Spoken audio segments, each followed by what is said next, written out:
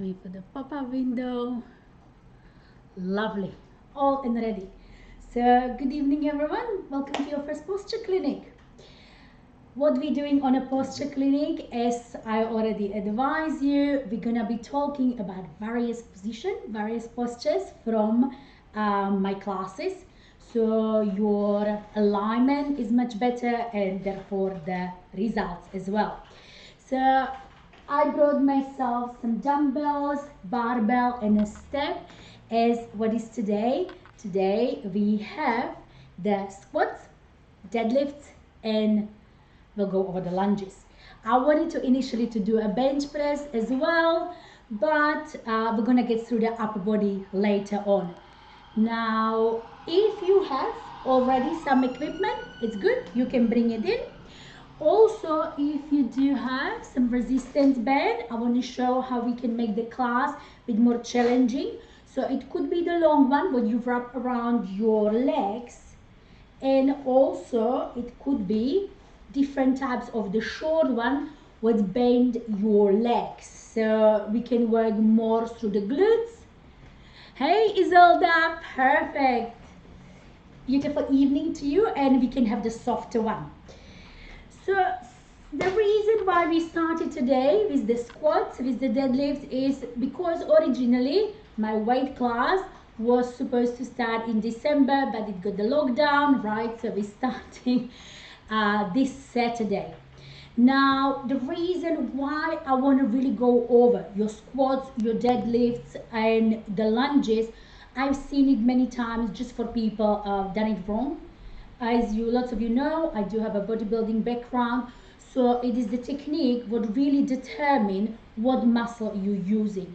And there is a many myths around the lifting, so I want to keep it nice and clear and safe for you what is really gonna happen. Now, the reason why I don't teach a body pump and other like the main companies in this class is because I don't really resonate with the way how they put the class together, and I leave it obviously up to you. I find it a little bit counterproductive to curl biceps, let's say for 5 minutes, when we know the biceps get engaged with your back, for example. And other muscle group, for example, as the glutes and the hamstring, what I consider very important, they don't really exercise in this group environment. So the structure of this class, what's going to happen Saturday 10 in the morning, I really want to go over the full body with the weights, but I will concentrate on the important body parts. So we're going to do some compound movements. What is compound movements? The complex movements, but using more than one joint. And we will do some isolation movement as well. But we're going to keep nicely the big muscle groups. As I said, I consider glutes very important because they improve your performance, they give the stability of the pelvis, and also if you have a problem with the lower back, with your SI joint, what is just down there, your sacroiliac joint, if you have it hypermobile, it keeps it nicely in the alignment. So that would be probably just on the top, the recap. So let me bring the camera slightly lower so we can start with the techniques. I don't want to take too much of your time, but as I said, I feel it important before we start doing the class. So as you notice, I've got the barbell here. What will be good if you do have it for your class, nevertheless, if you guys were not able to get a barbell, I know these days it's very hard to get hands on anything. You can use dumbbells, right? So I do have the heavier dumbbells. You can be using it for lunges, also for the squat, so we go over that. And you will need a step for the class, because the step obviously again can increase the difficulty. If you can't get a step, don't worry about it. Everything can be done without a step as well. But obviously when we do like a Bulgarian split squats, things like that, it's good to have some platform where you can put your foot on. So let's start. So starting with your squat. So coming into your squat, I'm gonna adjust it a little bit more. Perfect. So we will do, especially obviously there is so many types of squats. I will go over the ones which we keep in our class. So your standard squat, we will be in these classes using your sumo squat. We will do the bilateral, the closed feet squat, right? And what we will do occasionally as well is your overhead squat. So this will be the form what we start using it.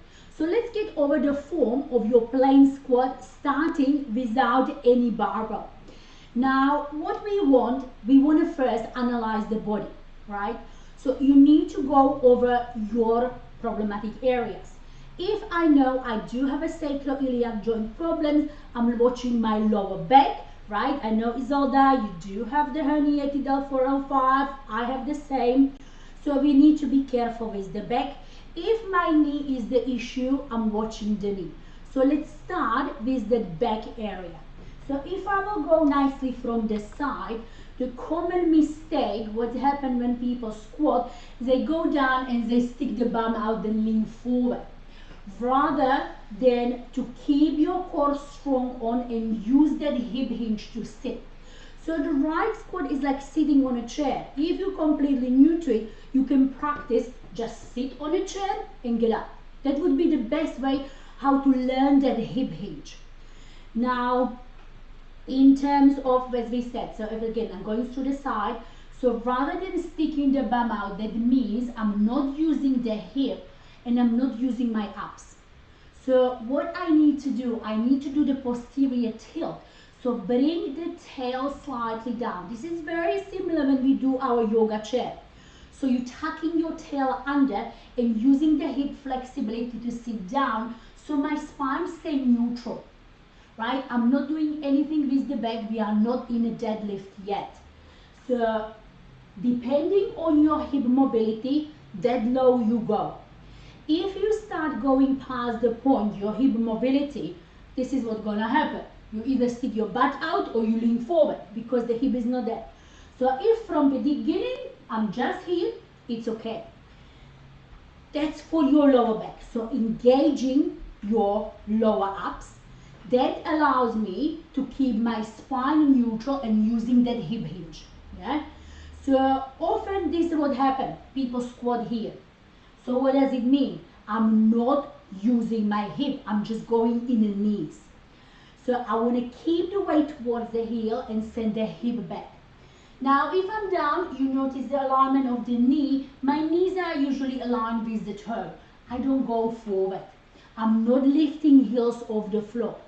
Often when people are tight in the calves, it can happen. I know Aline needs to be careful. She's very tight in the calves.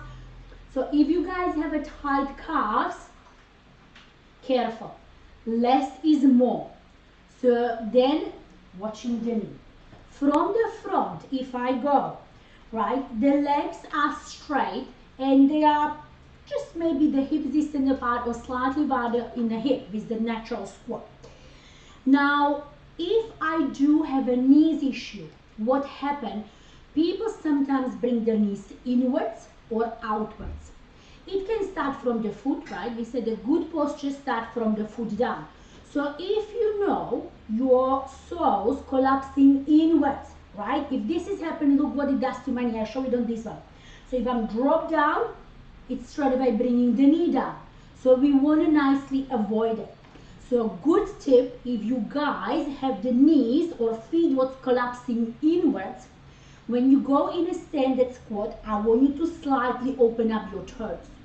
Not too much, so I don't want to be in a full rotation, just a little bit, so when you're coming down, the knee keeps the nice alignment. So it's a good trick for those who are collapsing inwards. The moment you start loading heavy and your knees collapsing inwards, you're dropping in your medial meniscus. I injured everything on my body for the 36 years what I've been in the fitness industry. So I'm just trying to maybe warn you for the common mistakes and for the things perhaps what I didn't know 20 years ago. So we said, yeah, if the knee is not aligned, gently, not too much, open the toe, keeping yourself straight, you come down, coming up. The final bit what I will talk about is the thrust.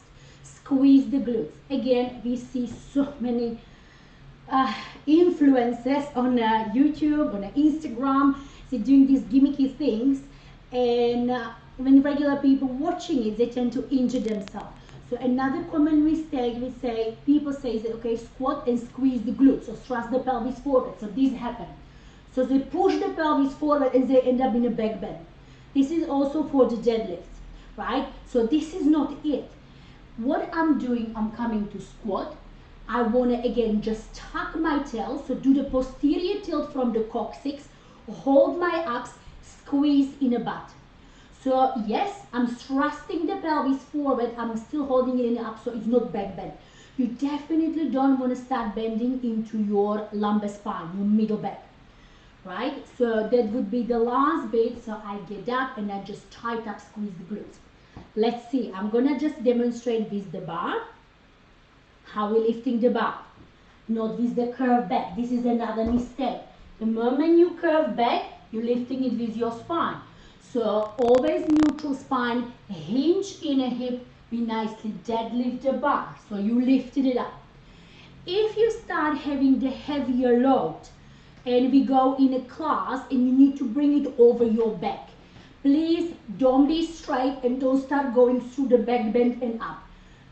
Again, you compressing your spine. What I want, little bob, right? So I bend the knees, bring the bar to my chest, and then I can go over. The moment I bend the knees, I can stay nicely in a neutral spine and I safely bring it on my back. Yeah, that's what we want. We want a safety. So once we have the bar, you holding it just comfortably depending on your shoulder mobility as well. So if we know we do have a struggle a little bit with the knee, maybe gentle turn of the feet. On an inhale, we coming down, exhale, you coming up. Now the breath is also important, right? So I'll just demonstrate from the side. So inhale, I'm coming down just to the point where I feel the hip mobility, and exhale, tight up through the butt. Yeah, that would look like this. I'm driving it from the heel nicely up. Now with the breath, yeah, it's a rule of the thumb with the weightlifting, any heavy stuff you do. So on an inhale is always the easier variation, right? The easy part of the movement. So the easy one when the gravity helping me down, the difficult when I'm driving it up. So breath always gives you good energy. So rule of the thumb with the lifting, on the difficult part, always exhale. So that's your standard squat. And now we will go through a variation of your sumo squat. So there's a different one. Now, if you guys don't have a barbell, the last thing what I want to show, you can use your weights. You can be squatting in the class with the weights. You can take 2 bottles of water. Whatever you have, it will keep you nice and relaxed. So same here, if I have it nicely next to me, inhale coming down, keeping the spine neutral, exhale coming up. Now, sumo variation. What is sumo? That means a turn up. We're going wide. Now this one, again, few variation of it. What is important, the same as we do in the yoga, in the Pilates, lots of you doing my Pilates class, so you know, is the turn up. So how I go, how I know how wide to go, I need to analyze which of the joint from the hip, from the knee and ankle is the least flexible joint. So if my ankles are so good in terms of the flexibility, and I can really rotate the ankle 180 and even pass, but my hip is not so mobile and my knee is not so mobile, from the side it just would going everywhere, right? So it's not good because you're pushing against the knee. So you're pushing the knee out of the alignment, the ankle is not supported and hip is not supported. We want to get the nice biomechanics of all 3 joints to support each other. So I would go from the side and I would say, okay, maybe my hip is the least flexible joint. So when I go in a turn out, I need to open the knee with alignment of the ankle and with my hip. So that's your foot position. Now, how wide? When we do our bar class, we go slightly closer because we're doing a ballet plie. When we will go over your weightlifting class, I want the perfect biomechanics because we want to build some muscle, we want to get some strength. So you would go wider. What I want your knee to be aligned with the heel. So this would be my position, yeah, checking the angle, knee aligned with the heel. You don't want to undershoot, you don't want to overshoot. What is undershooting, what is overshooting? If I go too wide, yeah, this is definitely overshooting. My heel is too wide, I don't have a support of the knees, chances are you will be collapsing forward. We don't want that. We want to go into the hip opener, right? Also, as we said, when you go too close, you start overshooting, you're holding a lot of things in the quad, we're not gonna get that much engagement from the bum. Always think of that hip flexion, so moving from the hip. You don't want to have a stiff hip as you're going down, right? So you want to gently hinge in the hip, send the butt back, so I'm still stabilizing from my glutes and from the hamstring as I go down. From the side, we said, yeah, common mistake, the knees start collapsing forward. That means you're bringing too much weight on the inside of your foot. You're not engaging the little toe. You're not wrapping through the hamstring and glutes, right? So we don't want that. Less is more in a good alignment. Again, we want to evenly work your inner thigh, your outer thigh. We don't want to bring too much weight through the medial meniscus.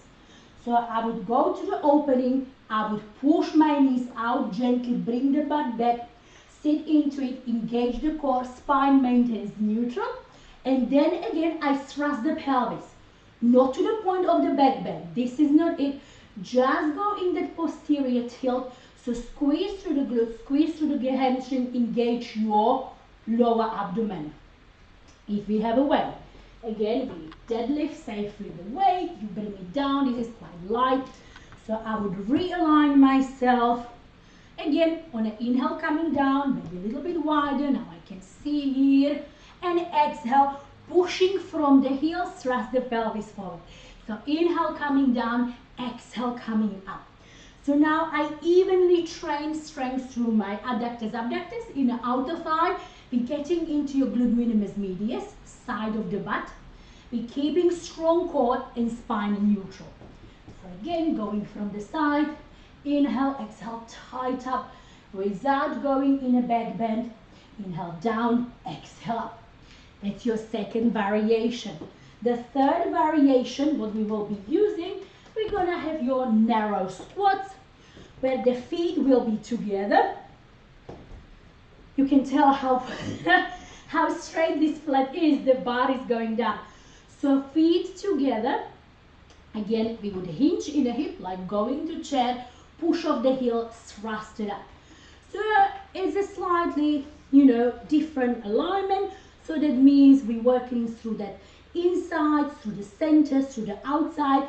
So just shaping the muscle from every angle possible, and therefore you will get better results, right? So the more angles you're training the muscle, the more versatile it is, the more rounded it is, better strength, better stability.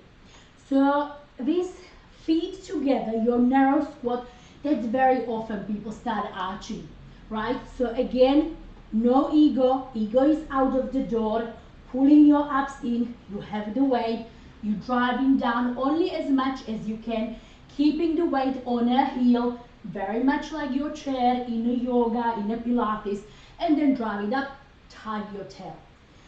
The last variation of this one, what we can do, I sometimes do overhead squats. I'm trying in this class to mix the strength with your conditioning. For that one, we usually have a plate. So I will tell you, for example, get a plate, lift your arms up. The moment the arms are up, it's even more challenging not to arch. I don't want to do this. So again, retract the abs.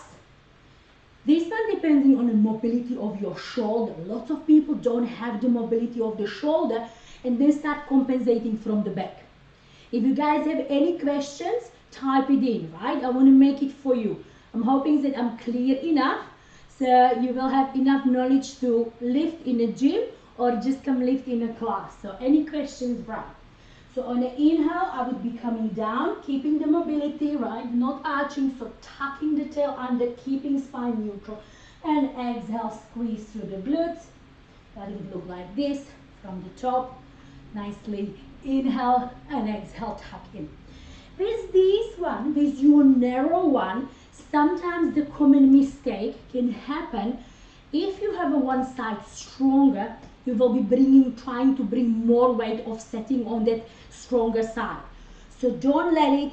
Think of the nice engagement from both obliques, both sides of the abdomen, and concentrate so the strength when you're pushing from the heel comes nicely evenly through the both feet. How we can obviously make this more challenging, we said, is the bends, right? So if I want to combine, let's say, to work, so your standard squat, right, we would work your quads, we're working somehow glutes as well. Probably the biggest miss is that squats are for the bum. Rule of the thumb is, the more you bend in the knees, the more you're working your leg. The more you thrust your hip, the more you work in your glutes.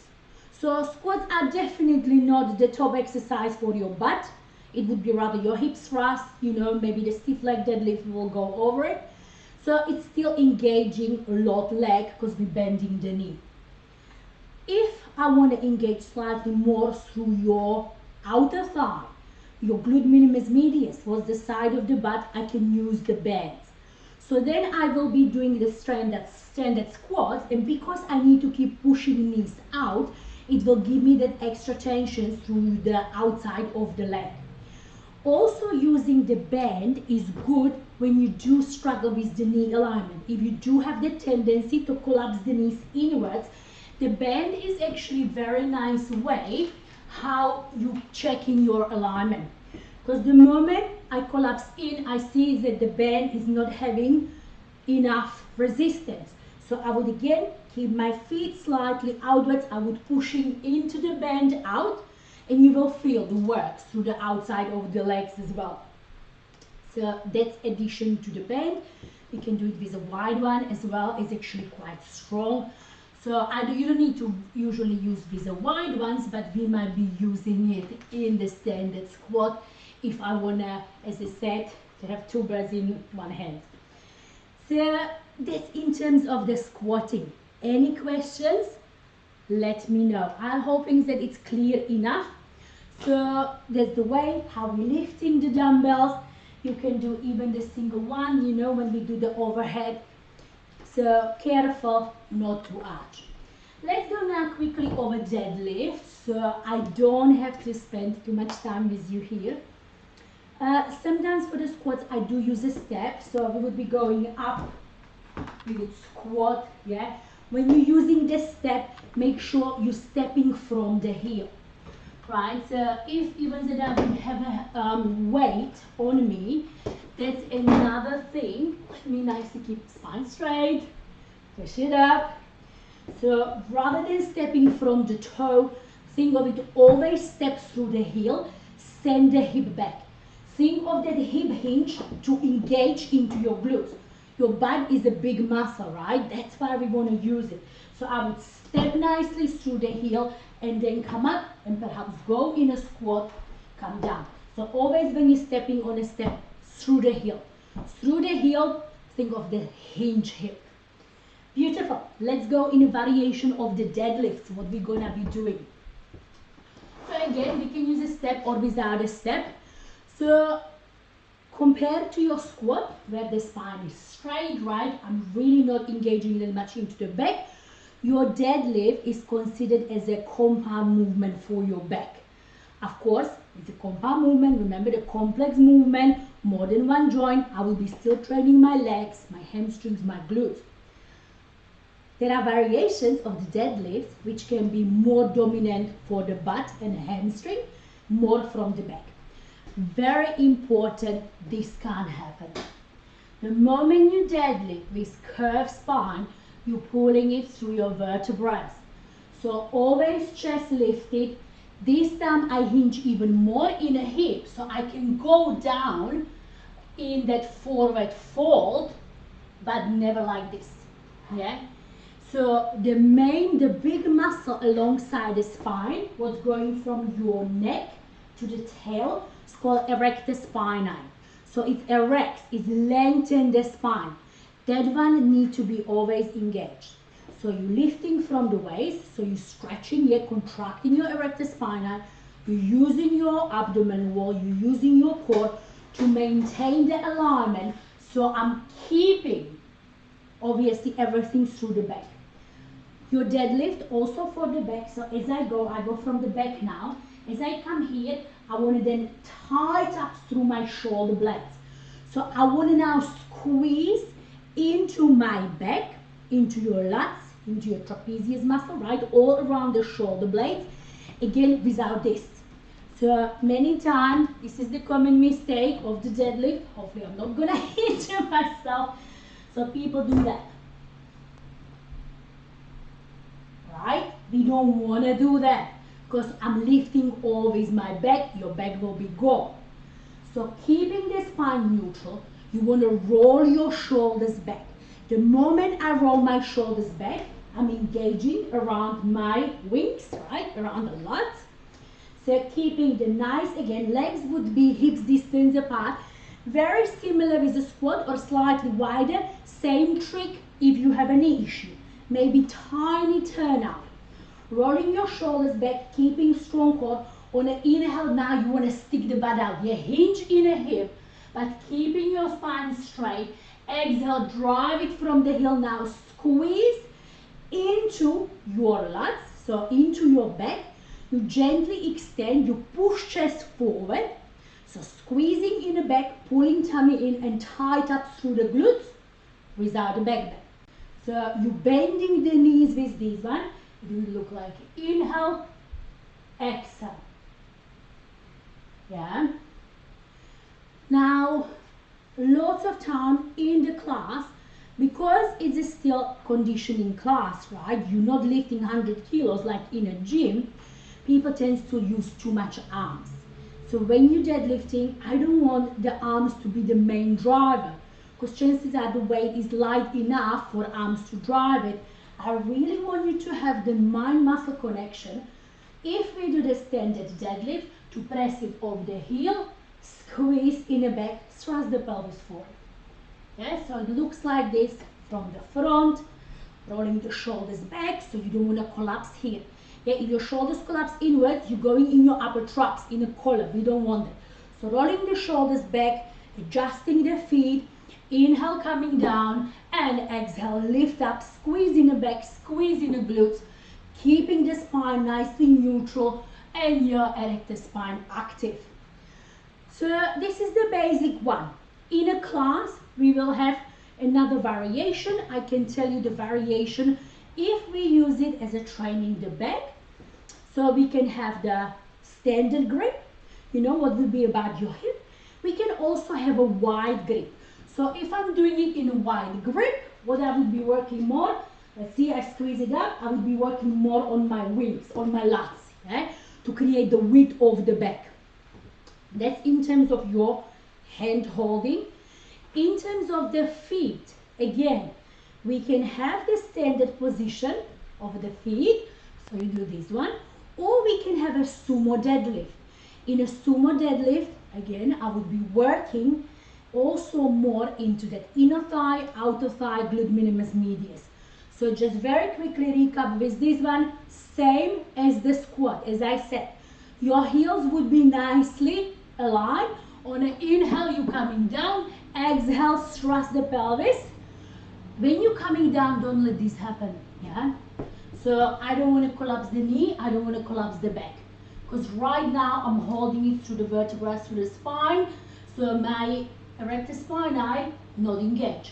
So here, knees out. How low I go, and then you thrust, yeah? Don't forget to squeeze in the back, squeeze in the back. How low I go here, depending on my hip mobility again. If my knees are not opening outwards, I can't go lower in this variation. You don't want to be knees collapsing forward. So keep the weight through the little toes, through the heel, going inhale, exhale, tight up. So that's your Sumo variation. And let me see how I go for a time. How tall I am, that's interesting. 5'5", that's interesting question.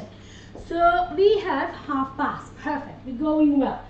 So we are almost there.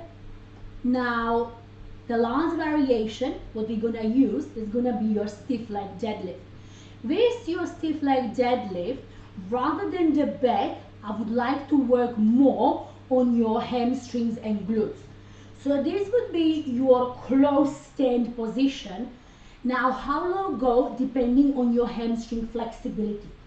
The knees are soft, not hyperextended, but the back stays the same. You're rolling your shoulders back, close the bottom part of the ribs. So strong with the core. On an inhale, I would stick my butt out. This one is a lot about the hip flexion, yeah? And on an exhale, drive it from the heel and push the pelvis forward into that posterior tilt. So inhale, coming down, spine straight, sticking the bum out. Exhale, push from the heels, thrust the pelvis forward. So here the main driver, rather than the back, I really want to be your bum and hamstring, back of the leg. So on an inhale, you would stick your booty out, go in a hip hinge, keeping the full extension from back of the leg. On an exhale, contract through the abs, tight up through your tail, still squeezing in your back, but main driver here would be the hamstring booty. Now, if somebody is more flexible, we can be doing this one also from the step. So the variation, sometimes what I do in a class, I would be in a step and I would be coming down. Yeah, but depending, as we said, on your flexibility, not everyone can go past the point of the 180. So that's your deadlift. The last, what we said we want to go through today will be your lunges. So lunges again can be with the bar or without the bar. You do have a variation of the lunges. So usually what we're gonna do, so we not stay here forever, it's gonna be your front lunge, your reverse lunge, and your side lunge. Yeah, keep it basic. So what would we work? If I'm going in my front lunge, yeah, most of the work will be against through the thigh. Remember what we were saying, the lunges, and once you're bending the knee, it's the leg work. So I'm going forward. Alignment here is the key. Let me move this step. So what I want to watch, again, it would be the hip-knee alignment. Often this happens. This is not a lunge. What is wrong with it? Everything. I'm bringing way too much weight on my toe. The knee is going far over the toe. My spine is curved. I'm not engaging the core. There is no support whatsoever. So I want to have a nice reasonable step. So when I'm going into the front lunge, I'm keeping relatively my heel aligned with the knee. Your back knee as well is almost in a 90-degree angle. So keeping the shoulders back, engage core, spine straight. This is my front lunge. My front lunge would work mostly my quads. Of course, stability comes from your core muscle, your inner outer thigh. So that's why we're doing it. So that would be your front. Now, when I go reverse, here, yeah, the weight is on the front heel mostly. When I go reverse, in my reverse lunge, I'm stepping back. There's the two ways how to do it. If I want someone to train more legs, so if I wanted for you to train the legs, I would probably do the front lunge anyway, but I keep you upright. It will be the same variation as we did forward, you're just stepping back. But usually the reason why I do the reverse lunge, so we're working more on your glutes and hamstring. So therefore, I would change the alignment. The moment, remember your hip flexion versus the knee bend. So the moment I would work more from the hip than from the knee, I would work more butt and hamstring. And we want to balance the body, right? We don't want to have over using our quads, what most people do, and there is underdeveloped hamstring. So if I go in reverse, rather than to be straight up, I usually tell you hinge in a hip, and lots of you who are doing bar with me, they know, slightly lean forward. I lean forward, also the back leg is slightly angled, my spine is still neutral, but what's happening here, if I lean forward now, most of the weight is through my butt and hamstring. That's where we want to be. So if I will go in that reverse lunge, let's do this one. So reverse lunge, I lean forward. I'm carrying now most of the weight through the butt, through the hamstring. You still will feel your quadriceps. Of course, it's stabilizing, it's a knee work. You don't want a knee overshoot. You want to have most of the weight on that front heel and through the butt. So that would look like this. Again, you can use a barbell or you could use the dumbbells. The moment I grab the dumbbells, make sure shoulders not collapsing forward. So rotate them back, close the bottom part of the rib, nicely stepping back. So here I will be training more my glutes. Yeah, because I'm getting to the hip hinge, sticking the butt out, pulling the abs in, spine is still neutral. So I'm not creating the angle by doing a back bend, I'm creating the angle from the hip. The harder variation of these ones, when I want to make it more challenging, would be your Bulgarian split squat. In here, we would be using this step. And very similar as your reverse lunge or front lunge, it would be two variations, one working more the quad, other one working more glutes and hamstring. So if I would go in my Bulgarian split squat, that means your one leg is up. The starting position here, make sure you're not externally rotating your right hip. There is an internal rotation, so the both hips in one line, pointing forward. Remember the straight up. So if I will go straight down, with my knee aligned with the toe, or even a little bit forward, straight up here, relatively two right angles, I would work more my quads. The moment I would go a bit more forward, so the back leg angled, and I am leaning slightly forward with the most of the weight through the heel, still in a neutral spine, but sending that hip back, I would be working from the glute and hamstring. Yeah, and that's the weakness in most of the people, the glutes and the hamstring, because every day you're using your quads. That's why we do Pilates, right? Pilates always working the weaker muscle group.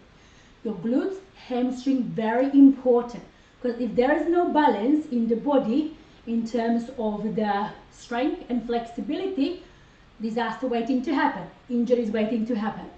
So that would be your front versus reverse lunge. And as an optional progression, Bulgarian split squat, what is actually reverse lunge with one leg elevated, really. So the last bit before we finish it up, 39, a bit longer than I expected, but we are almost there, is a side lunge. So doing the side lunge, we're going nicely out to side. What we're working now here, more of the adductors, so the inner thigh. If I guys to tell you go in a side lunge, what I want both toes pointing forward. I don't want any rotation, any turn out. We don't want to press down on a knee, especially when you're hypermobile.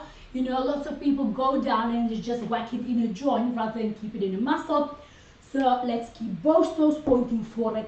Again, use the hip hinge. So from the side, I'm going in a lunge. Both toes, I go a little bit here. Both toes in one line. Again, not sticking the butt out. Pulling your low abs in. Keeping the neutral spine. Come in a side lunge and come back. Yeah, so working the biomechanics of the hip. Stability coming from your adductors, from the inner thigh. Spine is straight. If you guys are going to be using dumbbells, where we want to have them, not on the side, you can, but probably you keep them nicely forward. Yeah, if the knee is on a way, you can keep it on a side, or possibly we might be using barbell when the barbell is up. Now with the barbell, the last bit here, if I'm going in a side lunge, remember, hop, push, neutral spine, open chest. If I would go nicely with the barbell, I'm leaning forward, don't go in the back, yeah? So the last bit here, I would not curve, I would keep my back active. So rolling the shoulders back, engaging in that erector spine and coming back up. Beautiful. You want to take it down, bob, so we don't have to go in a back bend, lift, push over, deadlift it down or go down with the help of your legs and with the help of the glutes. Perfect. So this would be very nice recap. Hopefully everything is nice and clear. If you have any questions, please write me, don't hesitate. We are starting Saturday with our lift pump shape class. It's not your body pump. Yeah, we said I don't do body pump.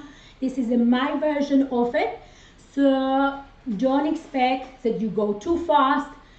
We want to keep the perfect alignment. So over the time, we can increase the weight safely and you will be training the appropriate muscle group. Oh, you late, Katka. Don't worry, you subscribe. So all of them, if you guys missed it, everything is on subscription. You know that you can choose your subscription. Lots of you already did. So you can watch the classes on a replay. Thank you very much, for coming. I'm really trying to make it for you. So we have now yoga, we have a Pilates, we have the workshops in terms of spirituality. Tomorrow we're doing the meditation because it's a special day, right? 11 of 11, nice portal. So if you miss the class, just go on a replay. So Saturday you have a nice and safe lifting. So if you have any questions, please write me, text me. So looking forward to see you in some of these strength classes where you can do it nice and safe. Yes, looking forward to Isolda.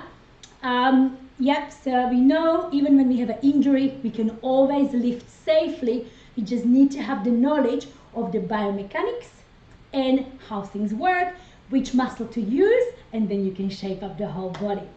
So thank you very much, sending lots of love. I'll see you tomorrow, either 11 for meditation or 5 p.m. tomorrow for Pilates. Let's get that strong, nice, long core that will help you also with the lifting. So thank you very much, everyone. Good night and lots of love. Bye.